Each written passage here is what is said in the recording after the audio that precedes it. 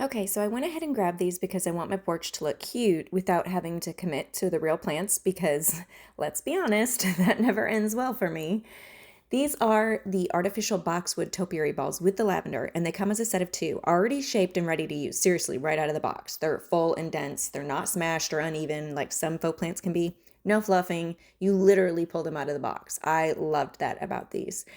I like the mix of the green boxwood with the lavender accents. It's really pretty. It adds just enough color without being like crazy in your face, and it looks more realistic than what I expected. They don't have that shiny, obviously fake look, which is always my biggest concern. I love my artificial plants because I love the greenery year round. These are going to include the ground spikes and basic gardening tools, which are so super cute. You can pop them straight into outdoor plants, place them by the front door, or use them on a porch. You can even put them in planters near the entryway. I like that these are UV resistant. I don't have to worry about them fading if they're outside, if they're getting enough sun, if I need to water them, are they overwatered, do I need to trim them?